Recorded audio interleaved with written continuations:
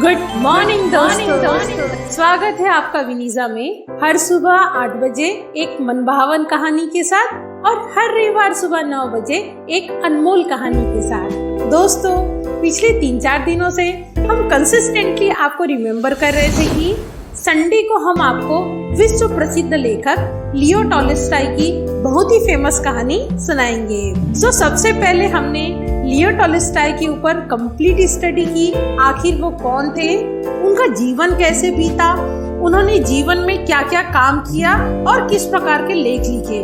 वो कहते हैं ना, आप क्या खरीद रहे हैं वो मायने रखता है, पर आप किससे खरीद रहे हैं ये उससे भी ज्यादा मायने रखता है। उसी तरह पर कहानी तो बहुत अच्छी है, पर किसने लिखा है यह जानकर और भी आकर्षक लगता है। तो तैयार हो जाइए एक ऐसे साहित्यकार की कहानी सुनने के लिए जिनका जन्म बहुत ही समृद्ध परिवार में होने के बावजूद उनका सारा जीवन सादगी में बीता।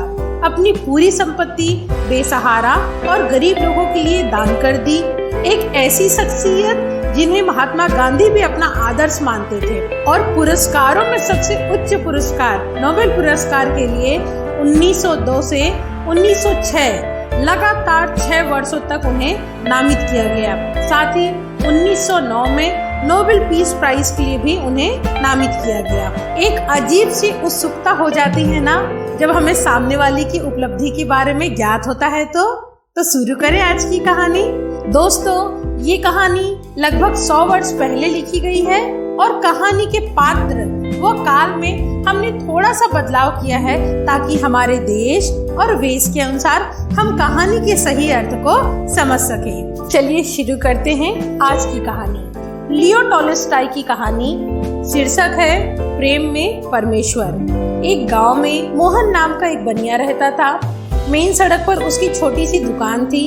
वहाँ रहते हुए मोहन को लंबा समय हो गया था, इसलिए वहाँ के सभी निवासी उसे भली भांति परिचित थे।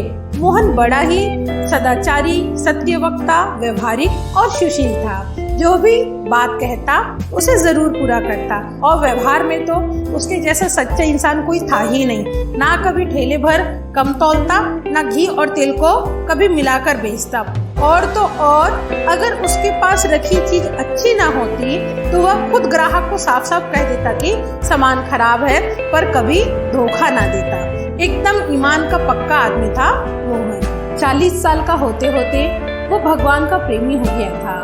संक्रमण वाली बीमारी के चलते उसके 2 बच्चे पहले ही मर चुके थे और अभी कुछ ही दिनों पहले ही उसकी पत्नी भी उसे 3 साल के बालक के साथ छोड़कर चल बसी। काल पे किसी का बस नहीं चलता, जिसका बुलावा आता है उसे जाना ही पड़ता है। पहले तो मोहन ने सोचा अकेले दुकान और बच्चे को कैसे संभाल पाऊंगा, बच्चे को ननिहाल भेज देता हूँ। पर फिर उसे बालक से अथाह प्रेम हो गया। वह स्वयं अकेले बच्चे की परवरिश करने लगा। कलेजे के टुकड़े को दूर भेजना कितना कठिन होता है ये सभी माँ बाप जानते हैं। उसके जीवन का आधार अब यही बालक था। इसी के लिए और इसी को साथ लेकर पहले की भांति ईमानदारी से वो रात दिन काम किया करता था। पर शायद उसके भाग के दुख पूरे नहीं हुए थे और लगभग 20 वर्ष की आयु में एक दिन सांप काटने की वजह से उसके बालक की मौत हो गई और बालक यमलोक सिधार गया। अब मोहन के दुख और शोक की कोई सीमा नहीं थी। उसका विश्वास पूरी तरह से हिल गया। वह हर पल भगवान की निंदा करता था और कहता था भगवान बड़ा निर्दयी है, अन्यायी है, मरना मुझे चाहिए था और मेरे बच्चे को मार डाला। यहाँ तक कि वो हर भगवान के मंदिर भी जाना छोड़ दिया। एक दिन उसका पुराना मित्र जो 8 वर्षों से तीर्थ यात्रा पर गया हुआ था वो मोहन से मिलने आया।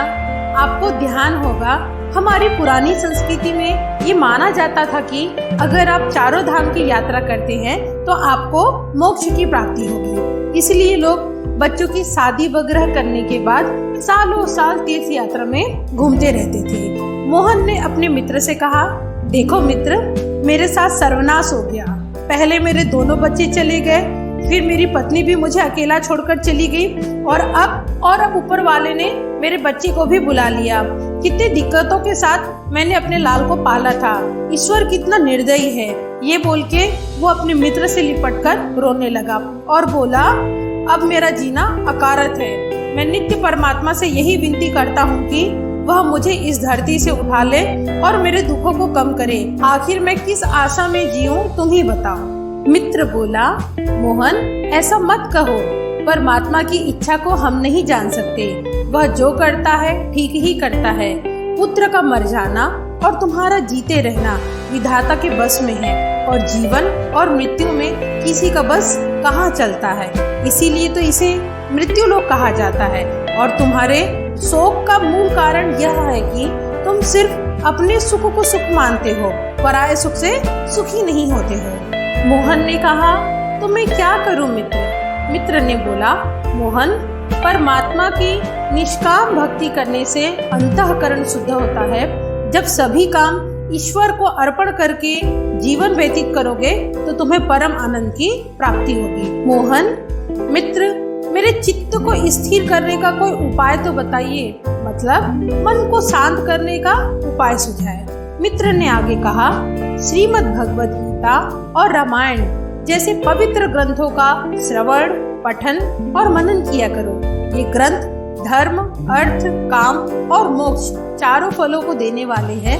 इनको पढ़ना आरंभ कर दो, चित्त को बड़ी शांति प्राप्त होगी। मोहन ने मित्र पर विश्वास कर इन ग्रंथों को पढ़ना प्रारंभ कर दिया। थोड़े ही समय में इन पुस्तकों से इसे इतना प्रेम हो गया कि रात को 12-12 बजे तक गीता आदि पढ़ता और उसके उपदेशों पर विचार करता रहता था। पहले तो वह सोते समय छोटे पुत्र का स्मरण करके रोया करता था। अब वह सब भूल गया। सदा परमात्मा में लग्न रहकर आनंद पूर्वक अपना जीवन बिताने लगा। पहले वह यहाँ वहाँ बैठकर मित्रों के साथ हंसी ठहाका भी कर लिया करता था, पर अब वह समय व्यर्थ न खोता था। या तो दुकान पर काम करता था या रामायण पढ़ता था। तात्पर्य यह है कि उसका जीवन पूरी तरह से सुधर गया। एक रात रामायण पढ़ते पढ़ते उसे ये चौपाइया मिली। एक पिता के विपुल कुमारा, होई पृथक गुण सील आचारा। कोई पंडित कोई तापस ज्ञाता, कोई धनवंत सुर कोई दाता। कोई सर्वज्ञ धर्मत कोई, सब पर पितहि परिति सम होई। अखिल विश्व यह मम उपजाया, सब पर मोहि बराबर दाया। मोहन ग्रंथ रखकर मन में विचार करने लगा कि जब ईश्वर सब प्राणियों में दया करते हैं तो क्या मुझे सभी पर दया नहीं करनी चाहिए। तत्पश्चात सुदामा और सबरी की कथा पढ़ के उसके मन में यह भाव उत्पन्न हुआ कि क्या मुझे भी भगवान के दर्शन हो सकते हैं। यह विचार सोचते सोचते उसकी आंख लग गई। बाहर से किसी ने पुकारा, मोहन। मोहन बोला, हाँ कौन है? उसने कहा, मोहन देख, याद रख, कल मैं तुझे दर्शन दूंगा। उस वक्त मोहन दुकान पर था। यह सुनकर वह दुकान से बाहर निकल आया। उसके दिमाग में विचार आया, वह कौन था। वह आश्चर्यचकित होकर खुद से कहने लगा, यह स्वप्न है अथवा जागृति, पर उसे कुछ समझ न आया। तो वह दुकान के भीतर जाकर फिर से सो गया। अब आगे क्या हुआ? क्या भगवान ने उसे दर्शन दिए या उसे मोक्ष मिल गया? थोड़ा इंतजार कीजिए। कहानी की बाकी बातें जानेंगे लियो टॉल्स्टॉय के बारे में जानने के बाद। 19वीं सदी के महान लेखक लियो टॉल्स्टॉय का जन्म 9 सितंबर 1828 में रूस की रियायत यसलाना उलियाना में हुआ था, जो कि मॉस्को से लगभग 100 मील दक्षिण में स्थित है। जब लियो टॉल्स्टॉय बहुत छोटे थे तभी उनके माता पिता का निधन हो गया था और उनका लालन पालन उनकी चाची कात्याना ने किया था। वह अपने 5 भाई बहनों में सबसे छोटे थे। लियो टॉल्स्टॉय एक समृद्ध और संपन्न परिवार से थे। बचपन में इनकी शिक्षा के लिए उच्च विद्वान नियुक्त किए गए थे। शिक्षा के साथ साथ इन्होंने घुड़सवारी, शिकार, संगीत और कला की भी शिक्षा प्राप्त की।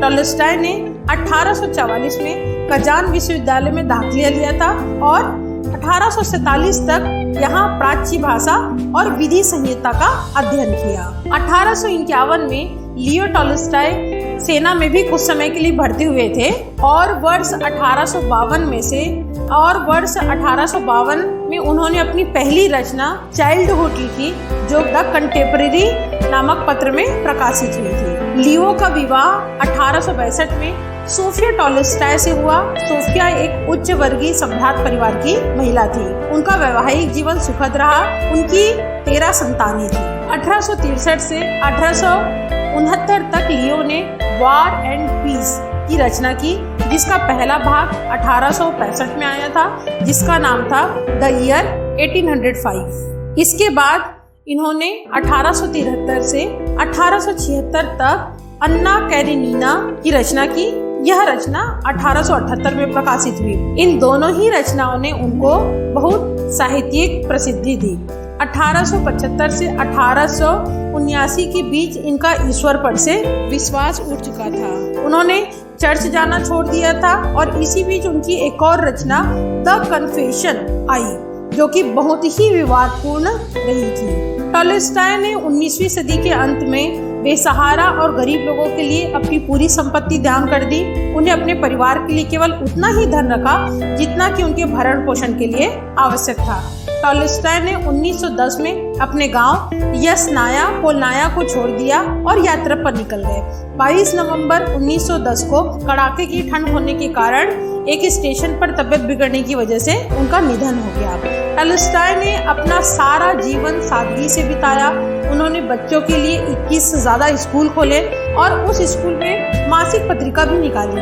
वे न केवल अच्छे लेखक थे, बल्कि उन्होंने सेना में भर्ती होकर अपने वतन के लिए भी लड़ाई लड़ी। टॉल्स्टॉय ने बच्चों के मानसिक और शारीरिक विकास और उनकी शिक्षा को महत्व दिया।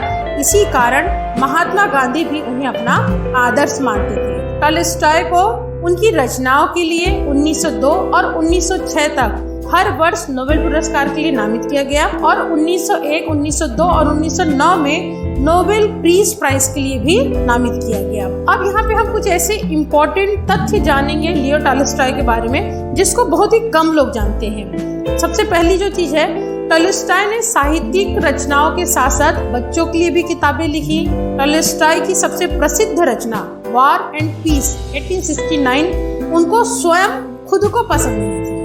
34 वर्ष की आयु में उन्होंने 18 वर्ष की सोफिया से शादी की थी। लियो टॉल्स्टॉय की लिखावट इस प्रकार थी कि बहुत कम लोग उस तरह से लिख पाते थे। टॉल्स्टॉय की 13 संतानें थी, जिसमें से 5 की मृत्यु उसी समय हो गई थी। टॉल्स्टॉय ने अपना पूरा जीवन स्वयं को सुधारने और एक बेहतर इंसान बनाने में लगा दिया। लियो टॉल्स्टॉय के अनमोल विचार। अगर कोई काम करना और प्यार करना जानता है तो इस दुनिया में शानदार तरीके से रह सकता है। अगर आप खुश होना चाहते हैं तो होइए।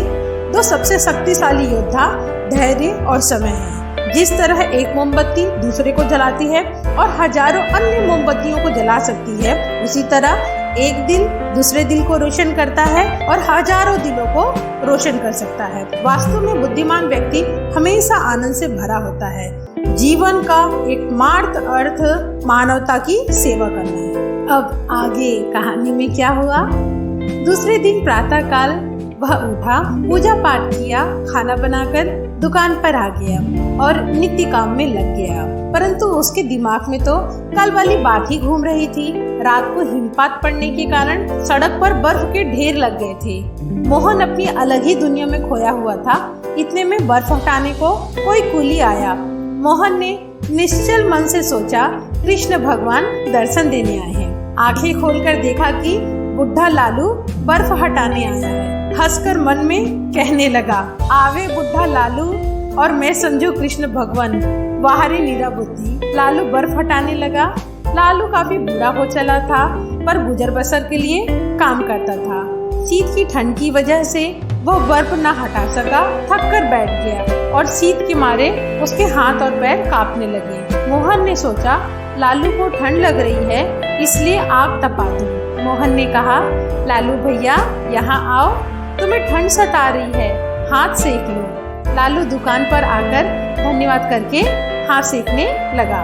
मोहन ने उससे कहा, भैया कोई चिंता मत करो, बर्फ मैं हटा देता हूँ। तुम्हारी उम्र हो चली है, ऐसा ना हो कि ठंड की वजह से तुम्हारे साथ कोई अनहोनी हो जाए। लालू ने पूछा, क्या तुम किसी की बाट देख रहे हो, मतलब किसी की राह देख रहे हो?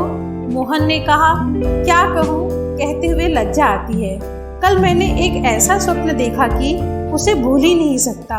भक्ति की ग्रंथ पढ़ते पढ़ते मेरी आंख लग गई। बाहर से किसी ने पुकारा, मोहन। यह सुनकर मैं उठकर बैठ गया। फिर आगे वही आवाज सुनाई दी, मोहन, मैं तुम्हें कल दर्शन दूंगा। बाहर जाकर देखता हूँ तो वहाँ कोई नहीं। मैंने ग्रंथों को पढ़कर ये जाना है कि सच्ची भक्ति से साधारण जीवों को भी, जैसे सुदामा और सबरी, दोनों को परमात्मा ने दर्शन दिए हैं। तो मन में वही विचार चल रहा था। मैं कृष्ण भगवान की राह देख रहा था कि तुम आ गए। लालू ने कहा, जब तुम्हें भगवान से प्रेम है तो तुम्हें अवश्य दर्शन होंगे, और आज तुमने आग न दी होती तो शायद मैं मर ही गया होता। मोहन ने कहा, वाह भैया लालू, यह बात ही क्या है। इस दुकान को अपना घर समझो। मैं सदैव तुम्हारी सेवा करने को तैयार हूँ। लालू धन्यवाद करके चला गया। उसके पीछे 2 सिपाही आए, उसके पीछे एक किसान आया, फिर एक रोटी वाला आया। सब अपनी अपनी राह चले गए। फिर एक स्त्री आई। वह फटे पुराने वस्त्र पहने हुई थी। उसकी गोद में एक नन्हा बालक था। दोनों शीत के मारे कांप रहे थे। मोहन ने कहा, माई, बाहर ठंड में क्यों खड़ी हो? बालक को जाड़ा लग रहा है, भीतर आकर कपड़ा ओढ़ लो। स्त्री भीतर आई। मोहन ने उसे चूल्हे के पास बिठाया और बालक को खाने के लिए खाना दिया। मोहन ने पूछा, माई, तुम कौन हो और कहाँ से आई हो? स्त्री ने अपनी व्यथा बताई। मैं एक सिपाही की स्त्री हूँ। 8 महीने से ना जाने सरकार ने मेरे पति को कहाँ भेज दिया है, कुछ पता ही नहीं लगता। गर्भवती होने पर मैं एक जगह रसोई का काम करती थी। ज्यों ही इस बालक ने जन्म लिया, उन्होंने इस भय से कि 2 जीवों को भोजन देना पड़ेगा करके मुझे निकाल दिया। मोहन मन ही मन सोचता रहा, इसकी तकलीफ तो मुझसे भी कहीं बड़ी है। 3 महीने से मारी मारी फिर रही हूँ, कोई पास नहीं रखता। जो कुछ पास था सब बेचकर इतने दिन तक भोजन की थोड़ी मोड़ी व्यवस्था कर ली। इधर साहूकारी के पास जा रही हूँ, शायद नौकर रख ले मुझे। मोहन ने पूछा, तुम्हारे पास ऊनी वस्त्र नहीं है क्या? स्त्री ने कहा, वस्त्र कहाँ से हो, छदाम भी तो पास नहीं है। मोहन ने उसे शॉल दी और कहा, लो माई, इसे ओढ़ लो। स्त्री ने कहा, भगवान तुम्हारा भला करे, तुमने बड़ी दया करी। बालक शीत के मारे मर सकता था। मोहन ने कहा, मैंने कुछ दया नहीं की, सब कुछ भगवान की इच्छा से होता है। उसने तुम्हें यहाँ भेजा है। फिर मोहन ने स्त्री को रात वाला स्वप्न बताया। स्त्री बोली, कोई अचरज नहीं है, ईश्वर के दर्शन असंभव नहीं है। स्त्री के चले जाने पर सेब बेचने वाली आई। उसके सिर पर सेबों की टोकरी थी और पीठ पर अनाज की गठरी थी। टोकरी धरती पर रखकर खम्बे का सहारा ले वह विश्राम करने लगी कि एक 10 वर्ष का बालक आया और टोकरी में से सेब उठाकर भागा। सेब वाली ने दौड़कर उसे पकड़ लिया और सर के बाल खींचकर मारने लगी। बालक ने झूठ बोला, मैंने सेब नहीं उठाया है। मोहन ने उठकर सेब वाली से बालक को छुड़ा लिया। मोहन ने कहा, माई क्षमा कर दे, बालक है। सेब वाली, यह बालक बड़ा उत्पाती है, मैं इसे दंड दिए बिना कभी नहीं छोड़ूंगी। मोहन, माई जाने दे, दया कर, मैं इसे समझा दूंगा, वह ऐसा काम फिर कभी नहीं करेगा। बुढ़िया ने उस बालक को छोड़ दिया। मोहन ने बालक से कहा, माई से अपना अपराध क्षमा कराओ और प्रतिज्ञा करो कि चोरी नहीं करोगे। मैंने अपनी आंखों से तुम्हें सेब उठाते देखा है। तुमने झूठ क्यों कहा बेटा कि तुमने सेब नहीं उठाया है? बालक ने रोकर बताया, वह 2 दिनों से भूखा है और माई से क्षमा मांगी और प्रतिज्ञा की कि फिर कभी झूठ नहीं बोलेगा। इस पर मोहन ने उसे 2 सेब खरीद कर दे दिए। बुढ़िया ने व्यंग कसते हुए कहा, वाह वाह, क्या कहना है, इस प्रकार तो तुम गांव के समस्त बालकों का सत्यानाश कर डालोगे। यह तो अच्छी शिक्षा रही, इस तरह तो सब लड़के शेर हो जाएंगे। मोहन, माई यह क्या कहती हो? बदला और दंड देना तो मनुष्य का स्वभाव है, परमात्मा का नहीं। वह तो दयालु है। यदि भूखे बालक को एक सेव चुराने का कठिन दंड मिलना उचित है, तो हमको हमारे अनंत पापों का क्या दंड मिलना चाहिए? माई सुनो, मैं तुम्हें एक कहानी सुनाता हूँ। एक कर्मचारी पर राजा के 10,000 रुपए का ऋण था। उसके बहुत विनय करने पर राजा ने वह कर्ज माफ कर दिया। उस कर्मचारी को भी अपने सेवकों से 100 रुपए लेने थे। कर्मचारी अपने पैसों के लिए सेवकों को बहुत कष्ट देने लगा। सेवकों ने बहुत कहा, हमारे पास पैसा नहीं है, ऋण कहाँ से चुकावे, पर कर्मचारी ने उनकी एक ना सुनी। वे सब राजा के पास जाकर फरियाद करने लगे। राजा ने तत्काल कर्मचारी को बुलाकर कठिन दंड दिया। माई, तात्पर्य यह है कि हम जीवों पर दया नहीं करेंगे तो परमात्मा भी हम पर दया नहीं करेंगे। बुढ़िया ने कहा, हाँ यह सत्य है, परंतु ऐसे बर्ताव से बालक बिगड़ जाते हैं। मोहन, कदापि नहीं, बिगड़ते नहीं वरन सुधरते हैं। बुढ़िया टोकरी उठाकर चलने लगी तो बालक ने आकर विनती की कि माई, यह टोकरा तुम्हारे घर तक मैं पहुंचा आता हूँ। पूरा दिन बीत जाने के पश्चात रात्रि होने पर मोहन भोजन करने के बाद गीता पाठ कर रहा था। उसकी आंख झपकी और उसने यह दृश्य देखा। मोहन, मोहन, मोहन कौन हो? मोहन, मैं लालू। इतना कहकर लालू हंसता हुआ चला गया। फिर आवाज आई, मैं हूँ।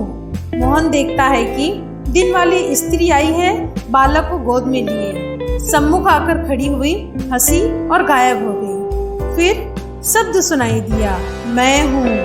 देखा कि सेव बेचने वाली और बालक हंसते हंसते सामने आए और अंतर ध्यान हो गए। मोहन उठकर बैठ गया। उसे विश्वास हो गया कि कृष्णचंद्र के दर्शन हो गए, क्योंकि प्राणी मात्र पर दया करना ही परमात्मा का दर्शन करना है। दोस्तों, किसी ने कितनी सच्ची बात कही है। जैसे बिन पंछी के घोंसला अधूरा सा लगता है, वैसे ही अगर दिल में दया ना हो तो सोने का दिल भी छोटा सा लगता है। दया एक ऐसी भाषा है जिसे बोलने के लिए शब्दों की जरूरत नहीं होती। उम्मीद करती हूँ आज की अनमोल लियो टॉल्स्टॉय की कहानी आपको पसंद आई होगी। तो प्लीज लाइक जरूर करें और कमेंट करके बताएं अगले संडे आप किस लेखक या ऑथर की कहानी सुनना चाहते हैं या किस टॉपिक पे सुनना चाहते हैं। हमारे चैनल विनीजा का मूल उद्देश्य यह है कि हम लोगों को मानवीय गुणों का आभास कराएं। जानते सभी हैं पर उसे जीते नहीं हैं, या ये कहिए भाग दौड़ की जिंदगी में उसे भूल सा जा रहे हैं। तो ज्यादा से ज्यादा लोगों तक कहानी को शेयर करें ताकि हम सभी मानवीय गुणों के साथ जैसे दया, समृद्धि, प्रेम, आभार और करुणा के साथ जिए। इन कहानी को सुनने के बाद भले थोड़े ही समय के लिए पर हमारे आत्मा को असीम शांति जरूर मिलती है। और कहानियों के कारवा को इसी प्रकार से बरकरार रखने के लिए चैनल को सब्सक्राइब जरूर करें, साथ ही बेल आइकन को दबाएं ताकि आपको रेगुलरली नोटिफिकेशन आता रहे। दोस्तों, मेरे एक परिचित ने कहा था, आपकी कहानियाँ बहुत अच्छी लगती हैं और मन को सुकून भी देती है, पर मुझे समय ही नहीं मिलता है कि मैं कब सुनूं। हमेशा मैं बिजी रहता हूँ, व्यस्तता बनी रहती है। तो मैंने उन्हें वही बोला जो मैं खुद करती हूँ। आप भी जानना चाहेंगे क्या? रोजमर्रा की दिनचर्या को करते हुए सुबह ब्रश, नहाते और ब्रेकफास्ट करते वक्त मैं इन कहानियों को सुनती हूँ, और रात में जब मैं सोने जाने वाली रहती हूँ तो सोने के ठीक पहले मैं कोई सी भी एक कहानी को सुन के सोती हूँ, ताकि रात भर मेरा अवचेतन मन इस बारे में सोचता रहे। तो मुझे अलग से इसके लिए समय नहीं देना पड़ता, रूटीन के साथ ही मेरा काम हो जाता है। आप भी 30 दिन तक इसे आजमा कर देख सकते हैं। कमेंट करके मुझे बताइएगा इस प्रयोग को करने के बाद आपको कैसा लगा। और अपना कीमती वक्त देने के लिए, साथ ही हमें सुनने के लिए विनीजा परिवार की ओर से धन्यवाद।